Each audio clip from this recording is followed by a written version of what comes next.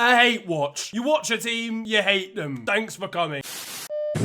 This is a phrase that's kind of taken over social media recently when it comes to football discourse, and especially obviously teams that you don't like. Rival fans watching Manchester United lose 3-2 on a Saturday evening to Crystal Palace. Well, it might not just be a defeat anymore. The way in which it happens might make it a new term, a new word that football fans have created. Did it make you truly depressed to your core? Did it make you fall out of love with a certain player? Did it make you want to jump into a swimming pool at 7 in the morning, but not actually continue with the rest of your morning routine? This, ladies and gentlemen, is the definition, the art of the hate watch. There's only one thing that global footballing supporters hate more than an England fan. That's an England and Liverpool fan. I think I might have genuinely been on the receiving end of more hate watchers than any other football fan in history. Even Nigeria, realistically, are like the England or Liverpool of Africa. Us and Ghana, the celebrations when we lose, when we don't qualify for something, when Alex Iwobi starts a football match for Nigeria is wild. Way more than the hate that the likes of a Cameroon or Cote d'Ivoire get. So a fair few of these are going to include Liverpool or England, with a certain individual pixelated out of them now. But for those that still aren't familiar, okay, people that haven't really been locked into social media, what exactly is a hate watch? For me, as I said, it's when you watch a rival team, okay, and it's not just when you're defeated. It's not just when Liverpool lose 2-1 to Manchester City or 2-0 to Arsenal. It's when a set of events that are so truly devastating occur during a game. For me, watching Manchester United, for example, that it genuinely enhances your day, maybe even your week or your year. We're talking a game against a side that maybe isn't very good, or on the flip side, a game that maybe decides their entire season. A Champions League semi-final, for example. Maybe it's a game they should win based on the stats and somehow, against all odds, end up losing. Through disastrous refereeing decisions or pure bad luck. Whatever the circumstances, expected depression is through the roof, and I'm sat on my sofa extremely athletically, left thanking my lucky stars that none of my family rated Ryan Giggs growing up, and none of his family rate Ryan Giggs anymore. Now we have to start with the obvious one, the game that actually, in my eyes, coined this term. I didn't even see this term getting used until this football match happened, and it's a hate watch that was so unbelievably game-changing that it quite literally shut down the entirety of Earth. Unfortunately, it is at my expense, but it is Liverpool versus Atletico Madrid in the Champions League back in 2020. Now this, of course, was a season where we were miles clear in the Premier League, okay? Before COVID even happened, we were about 23 points clear. We were nailed on for a Premier League trophy, and that already was bad enough for rival fans. It was going to be our first Premier League of the modern era, and the worst part is we looked amazing in the Champions League as well. Maybe we were going to go do the treble. Then Atletico Madrid came along. Not quite the same as the Atletico right now. This was Park the Bus. Diego Simeone prime Atleti. It's the second leg. Atletico Madrid had won the first leg 1-0, but after a Gini Wijnaldum goal in the first half, it went to extra time. And this is where the game went absolutely mental. Firmino scores to give Liverpool the lead, but then an absolute capitulation in the second half of extra time ruined things completely. Marcos Llorente scored a brace out of nowhere. Alvaro Morata added insult to injury with an extra goal in the 121st minute after we'd been frustrated and had so many opportunities during extra time, thanks to some of the worst goalkeeping you've ever seen from Adrian. A terrorist. And we haven't seen him since. Maybe COVID took him out. I hope it did, honestly. It genuinely deserved. Jurgen Klopp was in the dressing room trying to get the game postponed after full time after he found one COVID cell in the dressing room. We should have blocked their flight, genuinely. Anfield locked down. It was a disaster, but for all, non-Liverpool fans watching this game on, this was perfect. It was absolute pain for us. We looked so good all season, and a lot of fans were concerned we were going to win the Champions League and Premier League, and no, we would never have shut up about it. Only for Atletico Madrid to come out of nowhere with Alvaro Morata, who just come off the back of getting absolutely rinsed for Chelsea for like 2 years. Never-ending slides in the background of Alvaro Morata's celebration at Anfield. It was crazy. I wouldn't be surprised if this was the game that convinced Jurgen Klopp to get new teeth. Either way, I'm going to be ranking all of these, and for me, in my opinion, even though it's the first ever hate watch, I'm giving it a 9 out of 10. Now, you might enjoy a hate watch when it comes to the football, but you shouldn't hate watch anything on your handheld devices. That's why you need to check out the Lenovo Legion Go S. It's handheld gaming that is leveled up. With its AMD Ryzen Z2 Go processor, it means that you can game at speeds that a Dharma Traore coated in baby oil can only dream of, whether you're grinding the latest games or playing something a little bit more retro. The 8-inch pure sight display, tantalizing, scintillating, and importantly fast with a 120Hz refresh rate. Every frame looks good, there's no stutters, there's no screen tearing, there's no glitching, and it's bigger than most other handheld screens. Atletico Madrid might have been pushing my buttons a few years ago, but if I want to slap them up on FIFA and get back at them, I can, with True Strike controllers that feel premium. Joysticks, adjustable triggers, the D-pad is class, and most importantly with Legion Space, your entire games library is right there. You can access Steam, Xbox Live Game Pass, Epic, wherever you play, everything is just in one place. This isn't just another handheld device, okay? This is the Lenovo Legion Go S. It's built different. You can find out more by heading over to lenovo.com or by checking out the link in the description. Next up though, I'm going to one that was suggested a lot, okay, and we're going a little bit further back in time. It's the 2016-17 season, and Leicester are on the verge of the unthinkable. Just one season after almost getting relegated, they are now top of the league and on the brink of winning it in one of the greatest underdog stories in the entirety of sports. One thing stands in their way, and that's Tottenham, which means it more kind of sits in their way unassumingly that you can kind of step over. Tottenham had been a little bit shaky, but their youthful side was the only ones that could actually stop Leicester going into a game at Stamford Bridge against sworn enemies Chelsea. There was just a little bit of extra edge because these guys are actual rivals. You got people hate watching actually in the away end. In the end, Eden Hazard would score an absolute beauty to deny Spurs in a game where all of Tottenham's players lost their heads, multiple cards, red cards thrown about, Maurizio Pochettino was scrapping, Diego Costa was involved, which just immediately makes it better. And it was an example of continued and further Tottenham bottling in perhaps the most aggressive and stock standard Tottenham fashion ever. I don't think Eric Dyer's career has actually recovered since. And you guys never win anything, right? No. And Daniel Levy won't get closer to silverware unless he goes spoon shopping in IKEA. This was Tottenham's actual chance at not bottling silverware, winning a Premier League. There was so much riding on this game. It's bitter rivals in Chelsea who are having an appalling season. They don't even give a fuck, yeah? They're having the worst season in the Premier League era that they've ever had, and they still managed to cause Tottenham immeasurable grief and pain.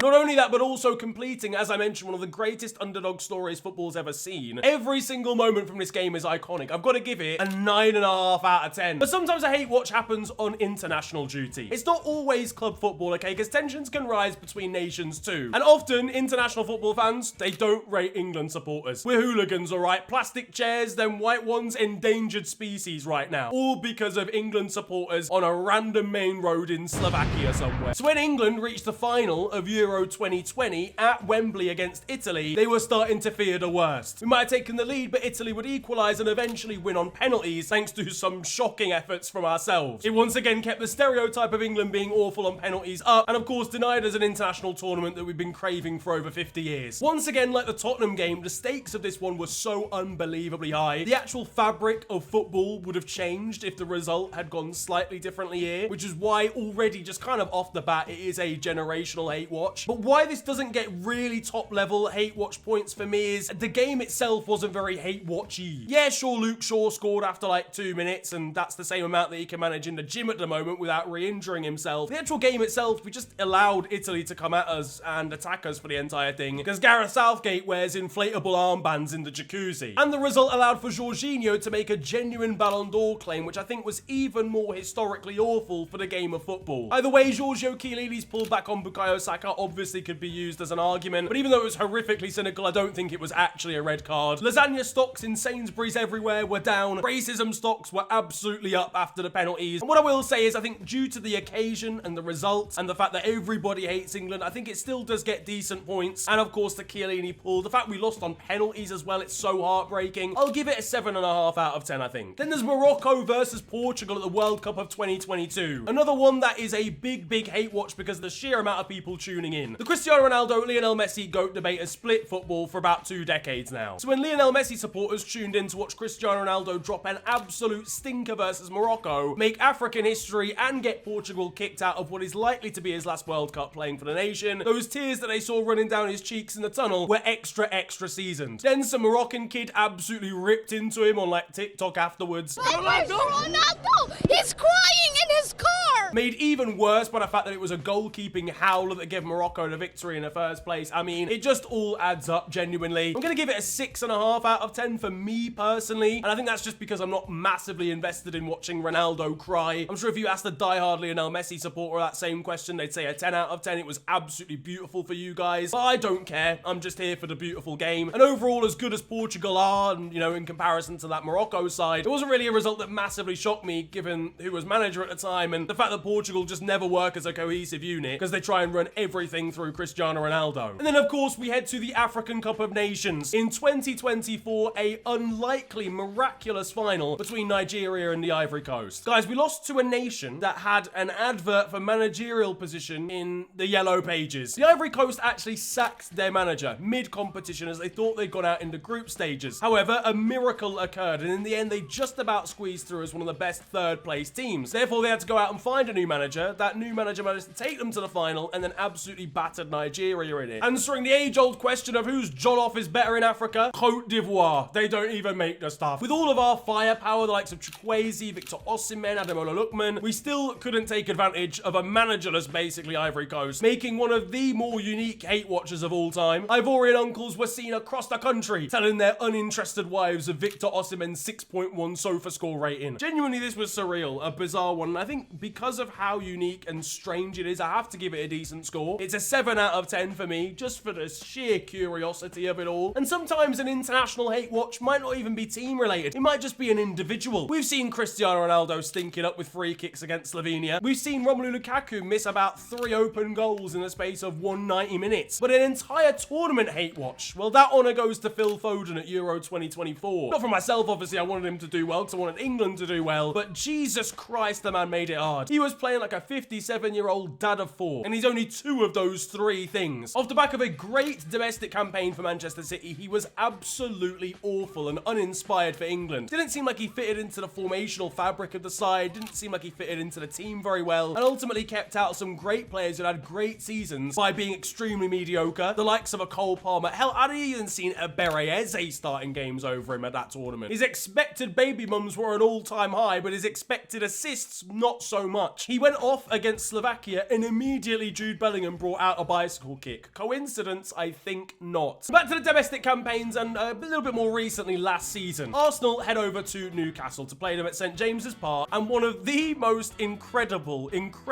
VAR displays occurs. A goal scored in this game that could have been disallowed on 3 separate occasions for a foul, handball, and the ball being out of play is still given, and Arsenal end up losing. It was unbelievable. It was bewildering. It was an actual lack of justice. This one could have actually caused jail time. It was so bad, it made me almost sympathize with them. But criminality is kind of needed in a good hate watch, I feel. Or like in the really elite ones, it just adds that little sprinkle on the top. I want the rival fans to be fuming. I don't want them to be mildly inconvenienced. I want them to go into work for the next 3 weeks and have to explain themselves. And that's exactly what this was. Not really much else happened. But either way, for the refereeing decision alone, it's got to be a 7 out of 10. And if you want to carry on along the lines of refereeing mistakes, we've got to go back to Liverpool. Because Liverpool versus Tottenham, was it a season ago? Yeah, it was last season, wasn't it? Was an absolute joke. A wrongful VAR call offside against Luis Diaz because they managed to get themselves mixed up based on the decision that happened out on the pitch. 2 red cards for Liverpool players, and then a last-minute own goal from Joel Matip. I think it was the season before, actually. Made it perhaps, when you look at just the score sheet, probably the worst, like, actual collection of crazy things to happen in a hate watch. Obviously, the actual stature of the game, not that high. We'd already started flopping at that point during that season. Tottenham weren't in a title race either. I remember watching this game, and I just started creasing. Like, it got to the point where I was so depressed that I just became everybody else. I was hate watching along with the actual rival fans. It's a 9 out of 10. I think it's actually a very underrated one, genuinely. One that you could argue would go in our favour is Liverpool versus Manchester United, the 7-0 mauling. Controversial opinion, I don't actually think this is a hate watch. I think this is just a spanking. For me, a hate watch, right, it's got to be creative in the way that it makes a fan feel something. It's got to have, like, some level of hope from the start. United were getting dunked on from the word go. So yeah, we all pointed and laughed. You know, it was all very funny, obviously. But for me, I don't think it qualifies. Let me know what you think down below. Current Liverpool have also been getting it in the neck recently after going out of the Champions League to Paris Saint-Germain. The first leg actually would have been perhaps the greatest hate watch of all time if we'd have actually gone through in the second leg. Having 0 shots up to the 86th minute, having been absolutely peppered, Alisson saving us countless times, 26 shots to our 1. That first shot coming in the 86th minute for Harvey Elliott, who'd been on the pitch for about 20 seconds. That is the ultimate smash and grab. A crazy close VAR call that went against PSG that left them absolutely fuming. In Paris as well, like genuinely speaking, that could have been an all-timer. In the end, it went the complete opposite direction. An interesting, let's say, refereeing display. Salah in tears like someone had C4'd his shoulder blade again. Darwin Núñez stepping up to take a penalty and then missing it is absolute box office. And Ousmane Dembele celebrating in front of Liverpool players. It caused me mass amounts of depression, and therefore I can only imagine it was a good hate watch. But on the flip side, I think the fact that PSG actually deserved to go through, they absolutely peppered us in the first leg, kind of makes me a little bit more reasonable about it. So although the second leg, yes, was a decent bit, it's going to be a 7 out of 10 for me. It doesn't quite have that Atletico smash and grab vibe from them. If anything, it was from us to even be in that position. Copenhagen versus Manchester United was requested to me quite a few times. United 2-0 up, then a disastrously appalling red card for Marcus Rashford. Some controversial penalties, and then a last-minute winner from a guy whose first name is Rooney against Manchester United. Yet a scriptwriter went absolutely crazy with this one. An underdog story as well in the Champions League at a time where United was starting to fail. Give it like a 7.7 out of 10 for the sheer creativity of Rooney Bargy. Real Madrid versus Manchester City in the Champions League. What a time this was. Manchester City thinking they were through to the final of the Champions League. They're 6 minutes away from a semi, just like me on a Thursday evening. Only for Rodrigo to score twice in 2 minutes to take it to extra time, and then Benzema to score a penalty to knock them out. They came oh so close to equalising right at the end through Fernandinho as well, millimetres away. For the sheer occasion and the fact they managed to bottle it in the 90th minute, it's got to be a good rating. It's a 7 out of 10 for me. But then finally, we've left the best till last. And in my eyes, it's the worst till last. This is genuinely one that crippled me. This is one that haunted me. This is one that I was at school for as well, so it got me bullied as well. Crystanbul. The thing is, the one thing that saved me here is that social media didn't exist like it does now, because if this game happens in 2024 and Liverpool lose a league title thanks to going 3-0 up against Crystal Palace, only to draw 3-3 thanks to 3 goals in the last 10 minutes, I'm telling you now, it's not looking good. We got done over by Dwight Gale, by the way. Is that the legendary Dwight Gale, is it? It denied us our first Premier League of the modern era, straight off the back of the slip from Steven Gerrard, the Demba Ba moment against Chelsea. This was what actually cost us mathematically. And I always say this result was actually more important than the slip. We could have still won the league. This result meant that it was never going to happen. I mean, what could we expect playing Mamadou Sakho and Martin Skrtel at the back every game all season? This was inevitably going to happen at some point. It forced Luis Suarez into voluntary euthanasia. But I can only imagine the joy that a Man City, United, Arsenal, Everton fan, for example, got out of watching this game occur. This was our final hopes of a Premier League title, a first Premier League of the modern era fading in front of our very eyes thanks to Dwight Gale and Milivojevic. 3-0 up to 3-3 in a direct replica of what happened in one of our greatest Champions League nights ever. It was poetic, it was horrific, and for that reason, it has to be a 10 out of 10. The stakes were so high, the situation was so ridiculous, off the back of another iconic Premier League moment, unfortunately, in the Gerrard slip. I genuinely don't think it can get worse than that. It is a 10 out of 10. Unfortunately, I think even the fact that it's Liverpool as well, if this was Manchester City, I don't think people would care as much. But alas, for me, and I'm not saying this is the best hate watch of all time, I can't physically bring myself to say those words, but I think it is the most effective hate watch.